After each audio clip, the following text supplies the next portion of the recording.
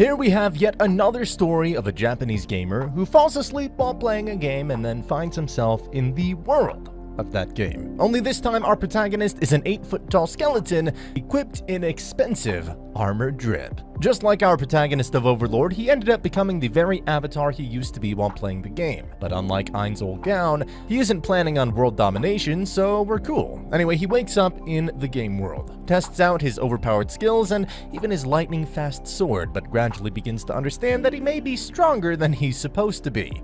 The man gets a little hungry, then tries to use his teleportation spell to basically instant transmission his way somewhere else, but he can't because he first has to be somewhere else to be able to teleport there. Then, after taking a little peek in the river, our protagonist decides to keep his face hidden under the helmet because he knows just how much society discriminates against walking skeletons. He also starts referring to himself as Ark. Well, that was his name in the game, after all. With this, he goes to the nearest city, walks around, realizes that he better get himself some money because that bread ain't cheap, and also comes across an elf in a dark alley. He's intrigued and tries to follow her, but she just disappears. Though while he was trying to follow her, he ends up right in front of an adventurers guild and braces himself to get registered. He's ready to start making some money, but looks like he needs to slay 3 beasts, monsters, or bandits because that's the requirement to get a license. Later, when he's done slaying a bull boar and an orc in the forest, he witnesses a group of bandits about to assault and abuse 2 young girls. First, he isn't quite sure what to do since he's outnumbered, but considering the nature of the situation he steps in, destroys them, and then burns their bodies. No hesitation whatsoever. As for the 2 girls, it's a noble lady named Lauren and her maid, Rita. While they dress themselves, he conveniently loots everything the bandits left and then accompanies the girls back to town. Of course, he gets his adventurer's license and also enjoys a good meal from the precious money he stole from the dead bandits. He's aware that this is going to be his new life from here on out, and he's already enjoying it. The following day, he picks up a quest which is basically to safeguard a young girl named Marka as she goes about collecting some medical herbs. Once he gets there, his client seems unusually hasty, but it turns out she just doesn't want her mom to find out that she's out there collecting herbs. Not because she's a bad parent, but just because she's become rather overprotective since her father died. During this, they encounter a wounded but cute fox-like creature who is then healed by Ark. This little guy develops an affinity towards Ark, so much so that Ark decides to name her Ponta and adopts her as if she's a Pokemon. Meanwhile, Marka's mom realizes what her girl has been up to, how she's out of the village, albeit collecting herbs, and her anxiety starts to go through the roof because there have been major talks about a particularly fearsome monster who lurks about in the forest.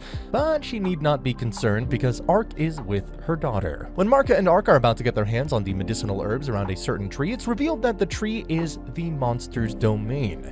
Speaking of the monster, it's a massive basilisk.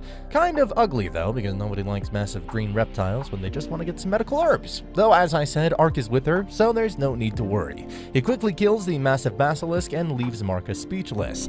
He then asks her that this will be their little secret. Ark also notices a magic ring on the dead monster, but it fades away now that the monster is dead. The herb hunt continues, and soon enough they return to her village together with a giant boar, who then everyone feasts upon. Ark and Ponta bid farewell to everyone and return. Subsequently, a group of people manage to slay another basilisk.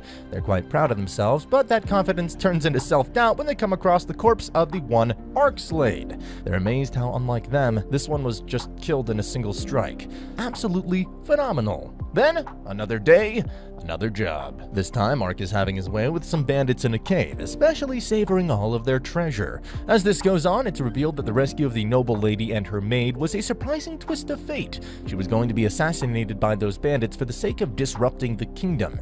The man who ordered her assassination is a man named Triton, and his son, Udalon, runs an illegal slave market or something along those lines. So a disgusting human all around. Cutting back to our protagonist, when he finally comes out of the cave, he's attacked by a gorgeous elf and is also accused of abducting elf children. But when she notices Ponta is with him, she realizes that a man who walks around with a Pokemon can't be all that bad, right?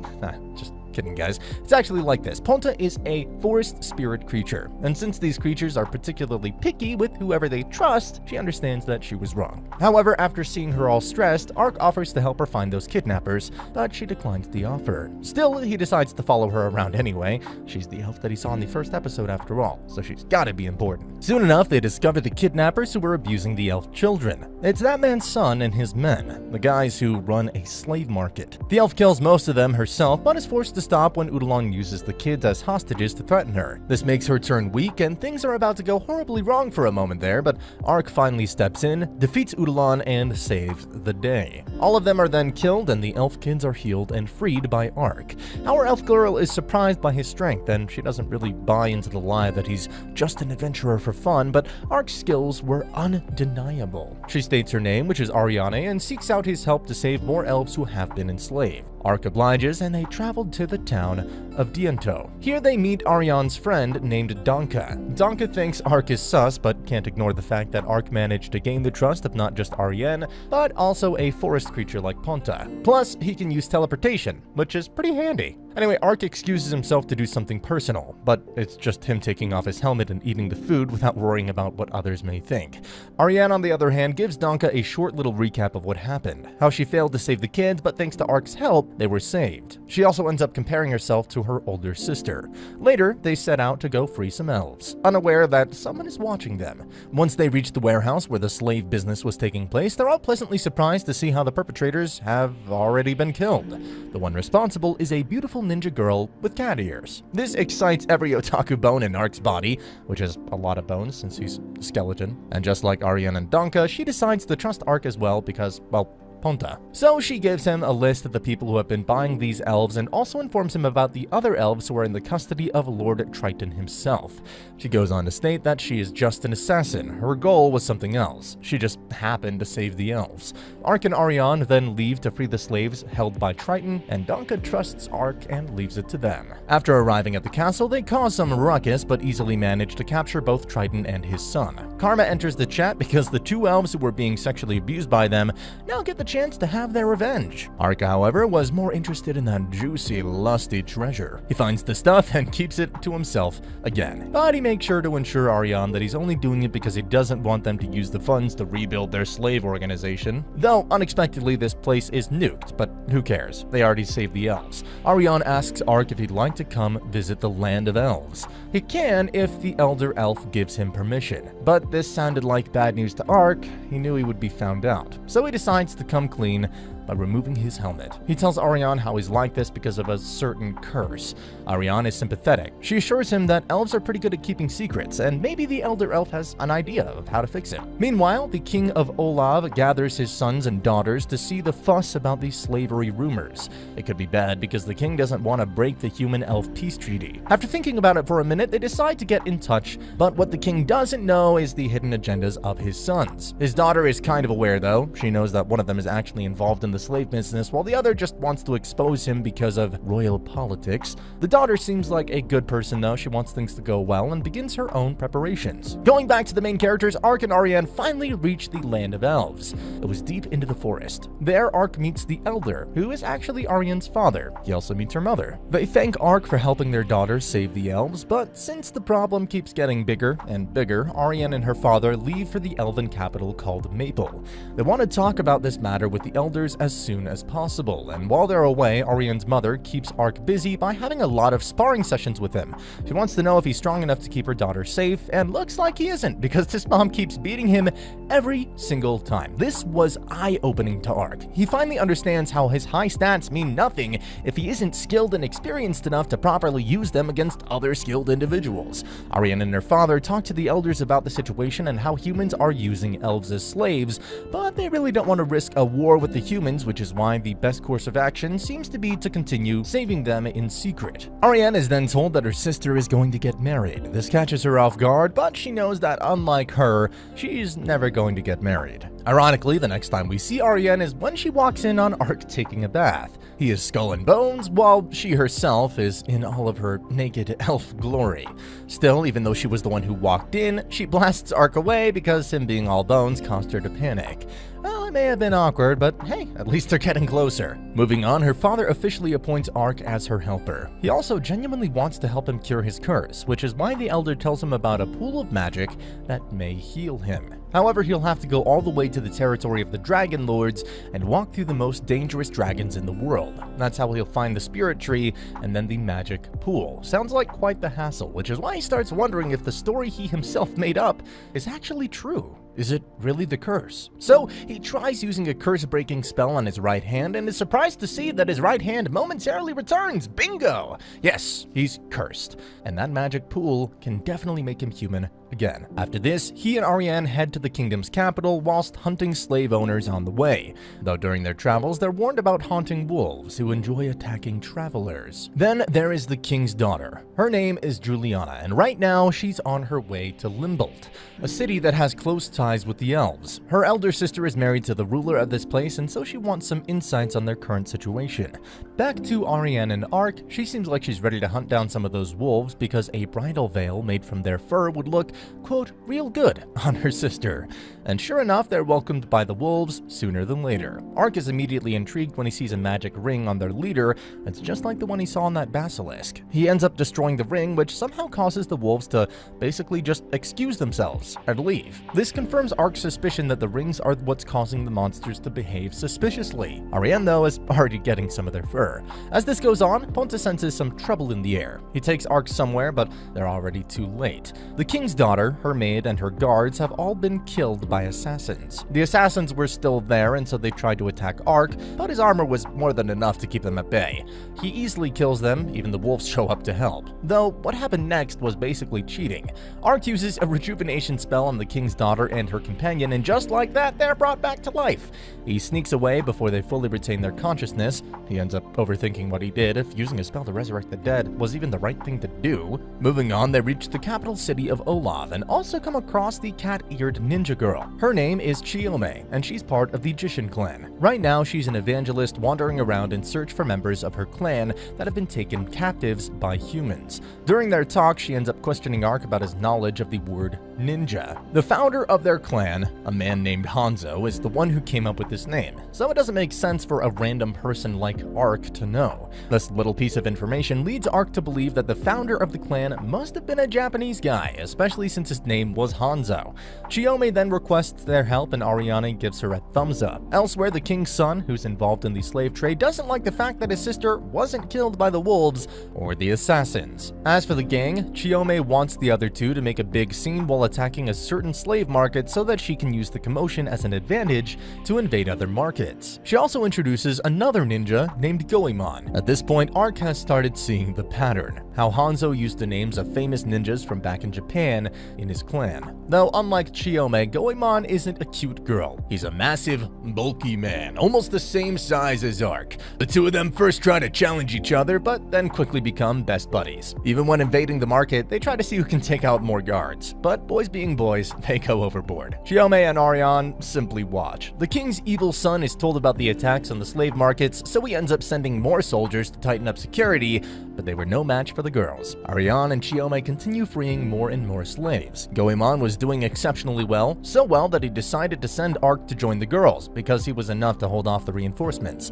They succeeded in freeing the beast people. However, neither Ark nor Ariane, nor even Chiome, could have imagined the sorry sight they were about to see next. In their search, they come across a cell full of corpses of slaves who were left to rot because they were either old or ill. A few survivors still remained, and this was the last straw. Ark instantly teleports the survivors to somewhere safe and then goes back to face off against the incoming soldiers together with Goemon. But this time, he was genuinely enraged. The man lets loose, completely and utterly destroys the slave market and slays all the soldiers. It was pure destruction. Once this is done, they hold a proper funeral for the dead slaves. It was simply too sad, but they now know just how important it is to save the slaves as soon as possible. Meanwhile, the king's other son succeeds in getting his brother assassinated. He also puts the blame of Juliana's disappearance on his dead brother. He's now the only heir to the throne. Juliana, on the other hand, finally reaches Limbold. She's told about her evil brother's death, but also knows that it was probably the other brother who was responsible, not just for his death, but also for her attempted murder. This causes her to be smart and keep her survival a secret, at least for now. Subsequently, Ark and Ariane decide to go to the Holy Revlon Empire because they had purchased many slaves from the local slave markets. Well, that's what Chiome says. The Emperor of Revlon is aware of the disturbance in the kingdom, he likes it and wants more of it. He also sends his agent named Fumba to go stir up some trouble trouble. Ark and Ariane keep moving forward. They come across Wyrens and then a village. Through it all, Ark couldn't help but notice that Ariane is kind of nervous. Once he asks her about it, he learns that the reason behind her anxiety is that the slave business is actually legal in the Holy Revlon Empire. This is why she's a little scared to go there, afraid of what she may find. As they are staying in the village, they meet an elf named Carsey, who's part of the village and studies monsters for a living. He can see that Ark is strong, which is why he asks the guy's help in catching some monsters. In return, he'll give them a map of Revlon. Ariane thinks about how Carsey coexists with humans. She doesn't know if she herself would be up to it. Anyway, they drink some, and it's revealed that our adorable elf is a pretty bad drunk. She is chaotic. Come next morning, all the villagers think that she and Ark were going wild in the bed all night long. Anyway, while she recovers from her hangover, Carsey and Ark are out there catching monsters. A massive worm attacks them, but Ark defeats it. It was definitely abnormal in size and also had a ring on itself. Later, Carsey talks to Ariane about how he also used to hate humans, but he changed his mind after seeing the city of Limbolt. Humans and elves coexist there, and it's wonderful. Also, about the abnormal size of the worm. Looks like it's the Emperor's agent Fumba. He's been feeding slaves to the monsters, which is causing them to grow unusually large in size. He also abducted some villagers, all on the Emperor's word. Be that as it may, Ark and Ariane reach the border to search for the captured elves. They part ways to cover more area, and when Ark hears about the strange cries that can be heard coming from a certain fortress at night, he realizes that this is where they should be looking. He also ends up rescuing a girl from getting kidnapped. She's kind of cute and also very fond of Ark for saving her, but if there's someone who doesn't like it, it's Ariane. Though, about the kidnappers, they were working for Fumba to get some people who can then be fed to monsters. And since they couldn't kidnap anybody, he feeds them to his tiger. Going back to the fortress, it's revealed that the slaves were brought here about 4 months ago. There's an underground chamber and everything. They invade and look, but end up encountering Fumba himself. Seeing him, Ariane attacks, but he somehow tricks her into thinking that she is just training with her sister. It was mind control, but Ponta and Ark help free her from it. Fumba then talks about how he's able to make monsters obey him. Ark then asks him about the elves, to which he replies that they were either used for experiments or as nourishment for his pets, and again, that was it. Ark had been enraged. He ruthlessly kills the man's prize tiger and then destroys all of his other supposed pets too. Ariane appears to be in danger, but Chiome suddenly shows up, uses her water ninjutsu, saves her, and then declares that members of her clan have already taken care of the other monsters. Fumba was completely and utterly defeated. Or so we thought. Truth be told, his greatest monster was still lying dormant, so just before he flees, he states that his greatest monster is about to wake up. Ark then teleports them all outside of the fortress, where they witness a massive 5-headed hydra. It attacks them with fire breath, but Ark uses his shield to protect them. He decides to stay behind to keep the hydra engaged, while the others go after Fumba. Ark summons an infernal demon to fight the hydra, while the girls bait Fumba into attacking, and then uses a fiery sword to light him on fire. In the end, Ark's infernal demon also uses flames to destroy the enemy. Both Fumba and Hydra get consumed by flames. Subsequently, Princess Juliana meets Ariane's father and another elder. They talk about what happened, and she sincerely states that her kingdom will take responsibility for the slave trades. They'll defend elven territories, locate the slaves, rescue them, and do whatever it takes to ensure the safety of the elves. This was great to hear, and so the elves decide to support her succession to the kingdom's throne. Ariane also learns of this development, but she starts wondering about what she should do next. Both Ark and Chiome tell her to just relax a little bit. And the king's son is pissed. Not only because his only sister is alive, she actually succeeded in negotiating with the elves. And this was bad news to him. The emperor of the Holy Revlon Empire was so pissed too because Fumba and his monsters were violently destroyed. Just before the story ends, Chiome gets a look at Ark's actual face. But we all know that nothing has ended for any of them. Their travel continues. Besides, Ark still has to go to the land of the Dragon Lords to get a human body. Yep, that's right. The story continues in the light novel. And that's the end of the video. As always, if you liked what you saw, subscribe to the channel. I'll be uploading a lot of videos just like this, so I'll see you at the next one.